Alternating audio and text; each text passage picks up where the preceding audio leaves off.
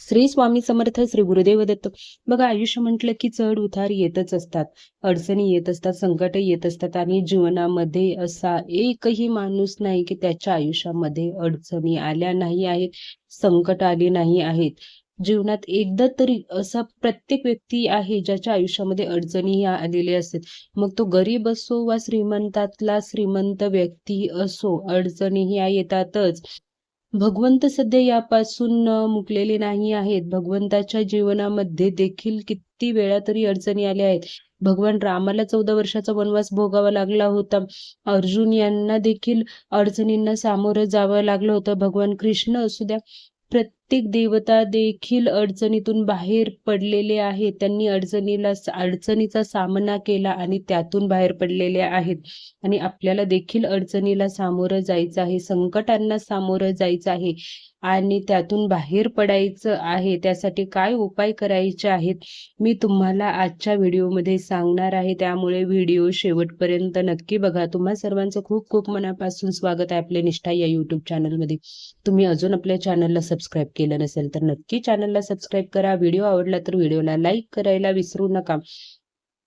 बघा, कोणाला आर्थिक अडचणी असतात, कोणाला सांसारिक अडचणी असतात, कोणाला शिक्षणासंबंधित अडचणी असतात. काही ना काही संकट हे प्रत्येकाच्या आयुष्यात येत असतात आणि याच्यामध्ये माणूस सगळ्यात मोठी चुकी काय करतं तर घाबरून जातं आणि मनामध्ये निगेटिव्ह विचार करायला लागतं की आता काय होईल माझ्यासोबत, मी यातून बाहेर पडेल की नाही, माझ्याकडे पैसे येतील की नाही, माझं म्हणजे वेगवेगळे प्रश्न, वेगवेगळे निगेटिव्ह विचार त्याच्या मनामध्ये येत असतात. पण यातून आपल्याला याचा जास्त विचार न करता मेहनत करायची आहे आणि स्वामींवरती विश्वास आपल्याला ठेवायचा आहे. बघा, स्वामी नेहमी आपल्या भक्तांना सांगत असतात, भिवू नकोस, मी तुझ्या पाठीशी आहे. आणि स्वामींचं हे ब्रीद वाक्य ना नेहमी आपल्याला लक्षात ठेवायचं आहे. त्यामुळे मेहनत करायची आहे आणि स्वामींचं नामस्मरण करायचं आहे आणि सोबतच आपल्याला हे उपाय करायचे आहेत. बघा, हे उपाय तेव्हाच कामी येतील जेव्हा तुम्ही मेहनत कराल आणि मेहनतीसोबत हे उपाय कराल. कारण की फक्त उपाय करून तुम्ही कुठल्याही अडचणीतून, संकटातून बाहेर नाही पडू शकणार आहे. त्यासाठी तुम्हाला मेहनत करणं सगळ्यात जास्त महत्त्वाचं आहे. आणि परमेश्वर देखील जो मेहनत करतो ना, त्यालाच साथ देत असतो, त्याला संकटातून बाहेर काढत असतो. म्हणजे आता तुमच्या समोर एक उदाहरण सांगायचं झालं, तुम्हाला खूप भूक लागलेली आहे आणि समोरच थोड्या अंतरावरती, अगदी म्हणजे 2 मिनिटाच्या अंतरावरती तुम्हाला जांभळाचं झाड दिसतंय आणि तिथे खूप सारे जांभळं पडलेले आहेत. पण रस्त्याला ऊन आहे, तर तुम्ही काय म्हणताय की श्री स्वामी समर्थ, श्री स्वामी समर्थ, मला खूप भूक लागली आहे. तुम्ही स्वामींचा नामजप करताय, मी उन्हातून तिकडे जाऊ शकत नाही असं म्हणताय. तर अशा वेळी भगवंत तुम्हाला साथ देईल का?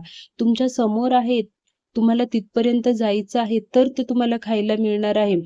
असं नाही की दे रे देवा, दे रे हरी पलंगावरी, असं नाही होणार आहे. तुम्हाला मेहनत करायची आहे. मेहनत केली तर तुम्हाला फळ नक्की मिळणार आहे. आणि सोबतच आपल्याला आता उपाय काय करायचे आहेत बघा. एकतर मुखामध्ये नेहमी स्वामींचं नाव किंवा तुम्ही कोणते इष्टदेवता तुम्ही ज्याला मानताय, महादेवांना मानत असाल तर ओम नमः शिवाय, ज्यांना कोणाला मानताय तुम्ही त्याचं नामस्मरण नेहमी करायचं आहे.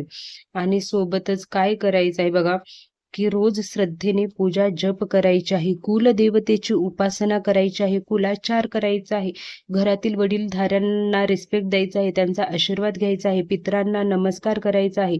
आणि सगळ्यात महत्त्वाचं म्हणजे आपल्याला या मंत्राचा जप करायचा आहे. ओम श्री स्वामी समर्थाय नमः, ओम श्री स्वामी समर्थाय नमः.